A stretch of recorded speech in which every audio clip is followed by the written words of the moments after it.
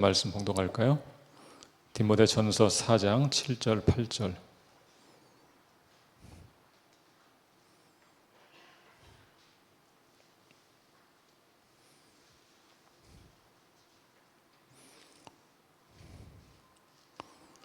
디모데전서 4장 7절 8절. 우리 한번 다 같이 읽겠습니다. 시작. 망령되고 허탄한 신화를 버리고 경건에 이르도록 내 자신을 연단하라. 육체의 연단은 약간의 유익이 있으나 경건은 범사에 유익하니 금생과 내생의 약속이 있느니라. 야고보서 1장 26절 27절. 야고보서 1장 26절 27절.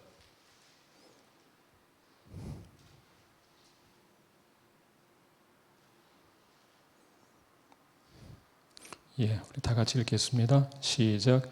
누구든지 스스로 경건하다 생각하며 자기 혀를 재갈 물리지 아니하고 자기 마음을 속이면 이 사람의 경건은 헛것이라.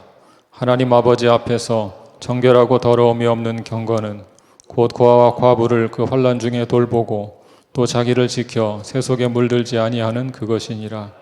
아멘. 자리에 앉으시겠어요?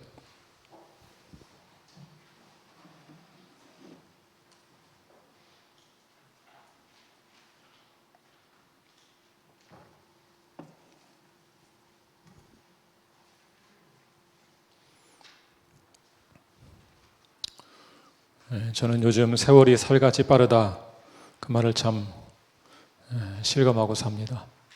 공감이 되시나요? 제가 공부를 마치고 귀국해서 목회를 시작할 때가 우리 나이로 36세였습니다. 그때까지는 세월이 빠르다 이런 말을 별로 실감하지 못하고 살았습니다. 유학생활 5년 반은 상당히 길게 느껴졌습니다. 유학을 마치고 한국에 돌아와서 22년째 목회하다 보니까 어느덧 50대 후반이 되었습니다. 저는 어렸을 때 나이가 40이 넘으면 상당히 성숙한 사람이 되는 줄 알았습니다. 부록의 나이가 되었으니까 화도 내지 않고 관용하는 사람, 그런 사람이 되는 건 줄 알았습니다. 그렇게 되셨습니까? 40이 넘으신 분들. 근데 실상은 그렇지가 않더라고요. 40세가 아니라 1000명을 안다 하는 50세가 훌쩍 넘었어도 여전히 자신에게는 관대하고 남에게는 엄격한 미성숙한 인간입니다. 성숙한 사람이 되는 것은 나이를 먹는다고 저절로 되는 것은 아니었습니다. 영적인 성장에도 동일한 원리가 적용됩니다. 신앙생활의 경력이 10년, 20년을 넘긴다고 해서 저절로 경건한 사람이 되는 것은 아닙니다. 만일 신앙생활의 경력이 오래되었다고 해서 경건한 사람이 된다면 모태에서부터 교회 출석한 사람들은 진작에 다 경건한 사람이 되어야 할 것입니다. 그러나 현실은 그렇지 않습니다. 또한 직분을 맡아서 그 직분을 잘 감당한다고 해서 그 사람이 꼭 경건한 사람이 되는 것도 아닙니다. 만약 직분이 사람을 경건하게 만든다면 목사들은 모두가 경건해야 마땅할 것입니다. 그러나 그렇지 못한 것이 또한 현실입니다. 이런 면을 볼 때 세월이 흐른다고 해서 혹은 직분을 맡는다고 해서 저절로 경건해지는 경우는 없습니다. 경건한 자가 되려면 오늘 말씀처럼 경건에 이르도록 내 자신을 부지런히 연단해야 합니다. 요즘 사람들은 건강하게 살기 위해서 얼마나 열심히 자기 육체를 단련하는지 모릅니다. 제가 새벽 예배 가려고 집을 나설 때 앞집 아주머니를 자주 만납니다. 그 이른 시간에 새벽 운동하러 가는 길이라고 합니다. 요즘같이 추운 겨울에도 여전히 이른 새벽에 운동하는 사람들이 꽤 있습니다. 왜 그렇게 합니까? 육체를 단련해서 건강하게 살기 위해서입니다. 우리 디모데전서 4장 8절을 한번 다시 읽어볼까요? 디모데전서 4장 8절. 시작.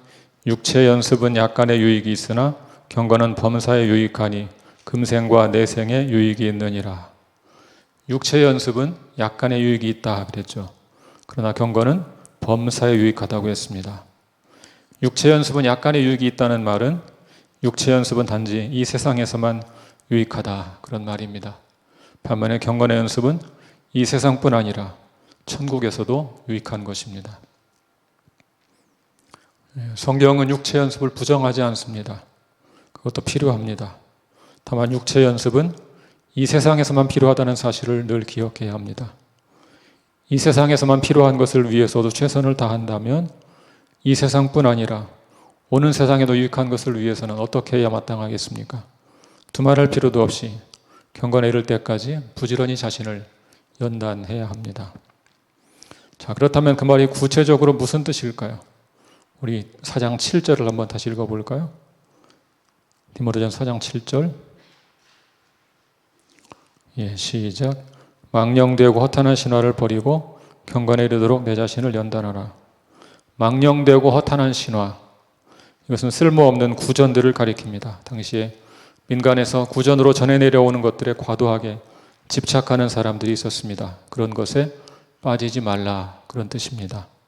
쉽게 말하면 거짓된 경건에, 사실이 아닌 경건에 속지 말라는 뜻입니다.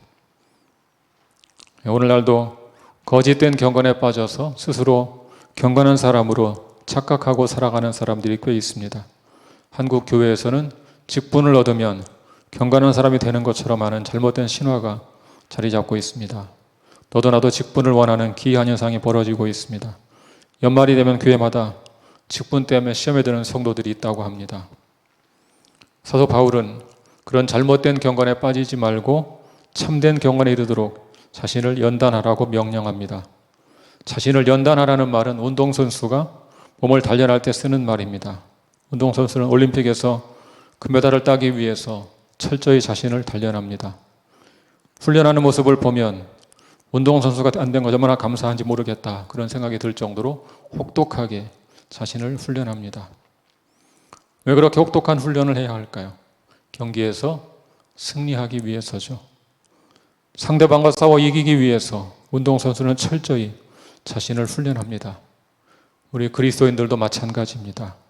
우리를 넘어뜨리려는 사탄의 세력과 싸워 이기기 위해서는 경건에 이르도록 자신을 철저히 훈련해야 합니다. 그렇다면 참된 경건이란 무엇일까요? 우리가 거짓된 경건을 버리고 참되고 진정한 경건을 추구하려면 성경이 말하는 참된 경건이 무엇인지 바르게 알아야 할 것입니다. 성경에서 참된 경건을 아주 간략하면서도 핵심을 짚어 설명하는 말씀이 있습니다. 야고보서 1장 27절을 같이 읽어보겠습니다. 야고보서 1장 27절. 같이 읽습니다. 시작. 하나님 아버지 앞에서 정결하고 더러움이 없는 경건은 곧 고아와 과부를 환난 중에 돌보고 또 자기를 지켜 새 속에 물들지 아니하는 그것이니라. 성경은 참된 경건을 두 가지로 설명하고 있습니다. 한 가지는 고아와 과부를 환난 중에 돌보는 것이고, 또 한 가지는 자기를 지켜 새 속에 물들지 않는 것입니다. 이제 한 가지씩 생각해 보겠습니다. 첫째로 참된 경건의 모습은 환난 날에 고아와 과부를 돌보는 것입니다. 성경은 사회적 약자를 표현할 때 항상 고아와 과부를 예로 들고 있습니다. 고아와 과부는 당시 사회에서 보호자가 없는 사람들입니다. 남성 중심의 가부장적인 사회였기 때문에 남편이나 아버지가 없는 사람은 힘든 삶을 살 수밖에 없었습니다. 보호자가 없는 삶을 살아야 하기 때문입니다. 그래서 성경은 항상 이웃을 향한 사랑을 말할 때 고아와 과부를 돌보라, 그렇게 말하는 것입니다. 우리는 경건이라고 하면 어떤 생각을 합니까? 말씀을 묵상하고 기도하는 것만 생각합니다. 그런데 뜻밖에도 오늘 본문은 환난 날에 고아와 과부를 돌보는 것을 경건이라고 말합니다. 우리는 종종 경건을 이론적인 것으로 생각하는 경향이 있습니다. 성경을 많이 알면 경건한 사람이다, 그런 생각을 합니다. 오랫동안 교회를 잘 다니면 경건한 사람이라고 말합니다. 예배를 열심히 드리면 경건한 사람이라고 말합니다. 그런데 오늘 본문은 가장 먼저 경건은 환난 날에 고아와 과부를 돌보는 것이라고 말씀하고 있습니다. 그것이 참된 경건입니다. 우리 교회는 개척한 후로 지속적으로 장애인 반찬 봉사를 하고 있습니다. 처음 이 사역을 시작할 때 이 말씀에 근거해서 반찬 봉사를 시작한 것입니다. 재작년에 예배당을 건축하면서 우리 교회가 이 지역에 온전히 정착했습니다. 그 작년에는 이 지역을 섬길 일을 찾기 위해 조사하는 시간을 가졌습니다. 코로나로 지연되고 있지만 상황이 안정되는 대로 이 지역의 이웃들을 섬기는 일을 구체적으로 감당하려고 합니다. 이런 일을 시작으로 우리 교회가 좀 더 본격적으로 이 지역사회를 섬길 수 있기를 기대합니다. 환난 날에 고아, 과부를 돌보는 것은 선택사항이 아닙니다. 하면 좋지만 안 해도 괜찮은 그런 것이 아닙니다. 이것은 참된 경건을 추구하는 크리스찬이라면 누구나 마땅히 해야 할 일입니다. 둘째로 참된 경건은 자기를 지켜 세속에 물들지 않는 것입니다. 간혹 사회봉사를 많이 하는 분들 가운데 나중에 영적으로 고갈되어서 세상 사람과 별 차이가 없는 삶을 사는 경우가 있습니다. 사회복지단체를 운영하면서 금전적 비리를 저지르는 경우도 있습니다. 저는 그분들이 처음부터 그런 의도를 갖고 있었다고 생각하지 않습니다. 아마 처음에는 그분들도 경건한 마음으로 그런 일을 시작했을 것입니다. 그렇지만 결국 자기를 지키지 못하고 세상과 타협한 것입니다. 언제 그런 일이 벌어집니까? 경건이 한쪽으로 치우쳐서 균형을 잃을 때 그런 불행한 일이 벌어집니다. 어떤 사람들은 오직 기도하고 성경을 공부하는 것만이 경건한 삶인 줄 압니다. 또 다른 사람들은 말씀과 기도가 없이 오로지 봉사만 하면 되는 것으로 생각합니다. 경건이 균형을 잃을 때 세상과 타협하게 됩니다. 그렇다면 자기를 지켜 세속에 물들지 않기 위해서 어떻게 해야 하겠습니까? 첫째로 하나님 말씀을 묵상하고 실천하는 것을 삶의 루틴으로, 일상으로 삼아야 합니다. 항상 말씀을 가까이 하고 살 수 있도록 자기 생활을 조정해야 합니다. 삶의 우선순위를 말씀을 읽고 묵상하는 것에 두어야 합니다. 이것은 아무리 강조해도 지나치지 않습니다. 하나님 말씀은 거울과 같습니다. 우리는 매일 아침 거울을 보고 몸을 단정히 합니다. 더러운 것이 묻진 않았는지, 단정하지 못한 것이 있지 않은지 거울을 보고 살펴서 자기를 단정합니다. 영적인 원리도 마찬가지입니다. 매일 말씀을 보면 그 속에 내 영혼이 비추어집니다. 더러운 것이 있는지, 단정하지 못한 것이 있는지 알게 됩니다. 매일 말씀을 거울로 삼아서 자기를 단장하며 살아야 합니다. 오래전에 학생 선교단체 집회에 갔다가 한 자매를 만났는데 이름이 거울이었습니다. 거울. 이름이 거울이었어요. 제가 그 자매에게 이렇게 말했습니다. 이름이 참 좋네요. 성경은 우리 영혼을 비추어주는 거울이에요. 자매가 이름처럼 하나님 말씀을 거울로 삼으면 맑은 영혼이 될 수 있을 거예요. 근데 엄청 좋아했어요. 옆에 있던 간사가 오늘 거울 자매에게 잊을 수 없는 날이라고 하면 이렇게 말했습니다. 그동안 늘 사람들이 이름을 보고 놀리기만 했는데 아무도 그런 말 해준 사람이 없었는데 오늘 목사님에게 너무 귀한 이야기를 들었습니다. 사랑하는 여러분, 어찌 그 자매에게만 말씀이 거울이겠습니까? 올 한 해 우리 모두가 하나님의 말씀을 거울로 삼고 사시기를 축복합니다. 매일 거울을 보듯 매일 말씀을 보면서 자신의 영혼을 단장하는 여러분 모두가 되시기를 축복합니다. 말씀을 거울로 삼고 살려면 공적인 차원에서 말씀을 듣는 일과 개인적으로 말씀을 읽고 묵상하는 일을 잘 병행해야 합니다. 먼저 공예배 선포되는 하나님 말씀에 집중하셔야 합니다. 언제부터인가 한국 교회에 설교를 즐기는 사람들이 늘어가고 있습니다. 설교는 하나님의 말씀을 풀어서 전달하는 것입니다. 그 시간은 목사의 좋은 연설을 듣는 시간이 아니라 하나님 말씀을 듣는 시간입니다. 그러므로 말씀을 듣는 시간을 소중히 생각하셔야 합니다. 특히 요즘처럼 온라인 예배를 드리는 경우에는 더욱 그렇습니다. 자칫하면 TV를 보듯 예배를 구경하는 사람이 될 수 있습니다.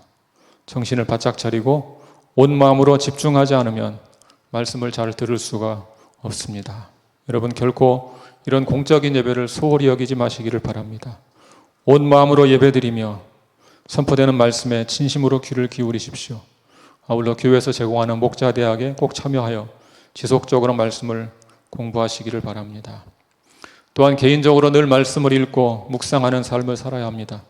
공적인 예배에서 듣는 하나님의 말씀은 참으로 소중합니다. 그러나 예배 시간에 듣는 말씀으로 개인적인 말씀 묵상을 대체하면 안 됩니다. 설교를 듣는 것으로 말씀을 충분히 묵상했다 생각하는 것은 오산입니다. 공적인 예배 열심히 참석한다고 해도 개인적으로 말씀을 묵상하는 시간을 꼭 가져야 합니다.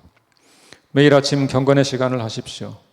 집에서든 교회에서든 아니면 사무실에서든 그 어느 곳이든 시간과 장소를 정해서 아침마다 말씀을 읽고 묵상하는 개인적인 경건의 시간을 꼭 갖기를 바랍니다. 묵상 훈련이 필요하면 목자들에게 제공하는 말씀 묵상에 관한 클래스를 수강하시면 됩니다. 또한 성경을 지속적으로 읽으시기를 바랍니다. 경건의 시간은 매일 짧은 분량을 읽고 깊이 묵상하는 것입니다. 성경 읽기는 하루 여러 장씩 연속해서 읽는 것입니다. 경건의 시간과 성경 읽기는 서로 다른 측면에서 유익합니다. 경건의 시간은 짧은 구절을 깊이 묵상하는 데 유익하고, 성경 읽기는 성경 전체 흐름을 파악하는 데 매우 유익합니다. 성경을 읽는 것도 여러 가지 방식이 있죠. 며칠 휴가를 내서 집중적으로 읽는 시간을 갖는 것도 유익합니다. 그렇지만 그보다 더 좋은 것은 매일 몇 장씩 지속적으로 읽는 것입니다. 제 아내는 맥체인 성경 읽기표를 따라 성경 통독을 합니다. 저는 매일 성경이 제공하는 읽기표를 따라 읽습니다. 맥체인 성경 읽기는 신구약과 시편 등을 연결해서 매일 다양하게 읽도록 고안되어 있습니다. 서로 다른 성경, 서로 다른 장이지만 내용이 연결되는 경우가 많습니다. 매일 성경 읽기표는 창세기부터 계시록까지 그냥 순서를 따라 읽도록 되어 있습니다. 어느 것이 더 낫습니까? 알 수 없습니다. 그냥 개인의 선호도에 따라 선택하시면 됩니다. 하루에 3장 혹은 4장을 읽으면 1년 1독 할 수 있습니다. 일독해서 뭐하나 그런 생각하시는 분 계실지 모르겠어요. 언제 일독해서 언제 10독, 20독 하겠나 생각할지 모르겠는데요. 10년이면 10독입니다. 제가 보기에 꾸준히 노력하는 것보다 나은 것은 없습니다. 그것이 가장 빠른 길입니다. 새해에 우리 성도들 꼭 성경을 최소 1독 할 수 있기를 축복합니다. 성경을 개인적으로 읽고 묵상하는 또 한 가지 방법은 성구를 암송하는 것입니다. 성경을 묵상하다가 중요한 말씀이 나오면 암송하십시오. 성구 암송의 유익을 과소평가하지 마십시오. 어떤 긴박한 순간에는 암송한 말씀이 나를 지켜줍니다. 여러분 자신은 물론이고 여러분의 자녀들에게 성구 암송을 시켜보십시오. 어렸을 때 암송한 말씀이 그 아이의 평생을 지배할 수도 있습니다. 한국 교인들은 지나치게 설교 의존적인 말씀 생활을 하는 경향이 있습니다. 설교를 잘 듣는 것은 소중한 일입니다. 그러나 설교는 개인적인 성경 묵상을 대체하기 위해서 존재하는 것이 아닙니다. 오히려 개인적인 말씀 묵상을 돕는 것입니다. 설교와 성경 묵상은 상호 보완적입니다. 설교를 잘 들으면 개인적으로 말씀을 묵상하는 데 유익합니다. 개인적으로 말씀을 잘 묵상하시면 설교를 더 잘 이해할 수가 있습니다. 새해는 여러분 모두 하나님의 말씀을 듣고 묵상하고 암송하는 일에 최선을 다하시기 바랍니다. 이 일에는 남녀노소가 없습니다. 어린아이부터 노인까지 새해 말씀을 듣고 묵상하고 암송하는 일에 힘쓰시기를 바랍니다. 말씀을 우리의 마음에 담고 말씀대로 살아갈 때 세속에 물들지 않고 항상 진리 가운데 거하게 될 것입니다. 시편 기자는 주의 말씀은 내 발의 등이요 내 길의 빛이라고 했습니다. 말씀을 등불로 삼고 빛으로 삼으면 우리는 항상 하나님을 따라 진리의 길, 의의 길로 가게 될 것입니다. 하나님의 말씀이 여러분을 죄악된 길로 가지 않도록 지켜주실 것입니다. 그러므로 말씀을 듣고 잊어버리는 자가 아니라 말씀을 듣고 실천하는 경건한 자가 되시기를 주님의 이름으로 축복합니다. 둘째로, 자기를 지켜 세속에 물들지 않으려면 말을 조심해야 합니다. 우리 야고보서 1장 19, 20절을 같이 읽겠습니다.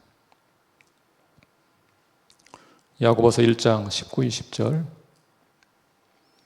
같이 읽겠습니다. 시작. 내 사랑하는 형제들아 너희가 알지니 사람마다 듣기는 속히하고 말하기는 더디하며 성내기도 더디하라. 사람의 성내는 것이 하나님의 나라를 이루지 못함이라. 우리는 때로 말씀으로 은혜 받고 헛된 말로 그 은혜를 팔아먹습니다. 그래서 성경은 듣기는 속히하고 말하기와 성내기는 더디하라 말씀한 것입니다. 말을 많이 하면 언쟁을 하게 되고 결국 화를 내게 됩니다. 우리가 화내는 것은 하나님 나라를 이루는데 전혀 도움이 되지 않습니다. 우리 야고보서 1장 26절을 같이 읽어볼까요? 야고보서 1장 26절 시작. 누구든지 스스로 경건하다 생각하며 자기 혀를 재갈 물리지 아니하고 자기 마음을 속이면 이 사람의 경건은 헛것이라. 자기 혀를 통제하지 않는 사람, 곧 말을 절제하지 못하는 사람의 경건은 진정한 경건이 아닙니다. 경건은 언어 생활과 밀접한 관련이 있습니다. 영적 거인들의 공통점은 말을 적게 한다는 것입니다. 그들은 하나님 주신 소중한 입을 주로 기도하고 찬양하는 것으로 사용합니다. 굳이 말을 할 때는 칭찬하고 격려하는 말을 합니다.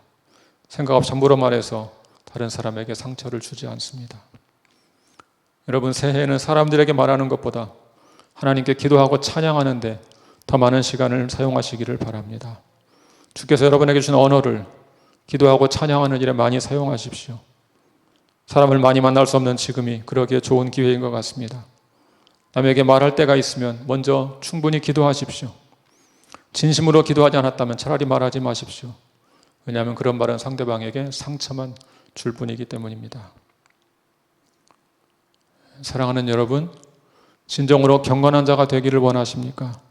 무엇보다 먼저 여러분의 마음에 경건한 사람이 되고자 하는 소원이 있어야 합니다. 그저 지금 상황에 만족하고 더 이상 경건한 자가 되겠다는 마음이 없다면 경건한 사람이 될 수가 없습니다. 날이 갈수록 주님을 깊이 아는 자, 주님을 닮아가는 경건한 자가 되겠다, 그런 소원을 품고 사시기를 바랍니다. 신앙의 성장은 마치 자전거를 타는 것과 같습니다. 자전거를 탈 때 페달을 힘있게 밟으면 갈수록 가속이 붙죠. 발을 떼면 그 순간 속도가 줄어들기 시작합니다. 처음에 유지가 되는 것처럼 느껴집니다. 그냥 계속 잘 가는 것처럼 느껴집니다. 그러나 잠시 후 속도가 줄고 자전거는 멈추게 됩니다. 그러므로 지속적으로 말씀으로 자신을 연마해야 합니다. 제 자신에게도 하는 말입니다. 영적 성장도 마찬가지입니다. 경건한 사람이 되려면 마음의 소원을 품고 지속적으로 페달을 밟아야 합니다. 이전보다 더욱 말씀 묵상에 집중하고 이전보다 더욱 사랑을 실천하기 힘써야 합니다. 그렇게 하지 않고 세상 물결이 흘러가는 대로, 육신이 좋아하는 대로 내버려 두면 신앙은 멈추어 있는 것이 아니고 오히려 퇴보합니다. 지난 한 해 여러분의 신앙은 더욱 성장하셨습니까? 아니면 퇴보하셨습니까? 영적 성장에서 정지 상태는 없는 것 같습니다. 성장이 아니면 퇴보입니다. 만약 여러분 가운데 신앙이 많이 성장해서 더욱 경건한 자가 된 분이 계시다면 하나님께 감사하십시오. 그러나 만약 여러분 가운데 영적으로 안주해서 오히려 퇴보한 분이 계시다면 이 시간 자기를 돌아보고 주님 앞에 회개하시기를 바랍니다. 육신의 나이가 한 살씩 더 먹을수록 영적으로도 더욱 성숙하시기를 바랍니다. 작년보다 올해가 더욱 경건한 자가 되고 올해보다 내년에 더욱 경건한 자가 되시기를 바랍니다. 올 한 해 경건에 이르도록 여러분 자신을 연단하시기를 바랍니다. 그래서 이 땅에 생을 마치는 날 주님을 닮은 자가 되어서 사랑하는 주님의 품에 안길 수 있는 우리 모두가 될 수 있기를 주님의 이름으로 축원합니다. 같이 기도하겠습니다.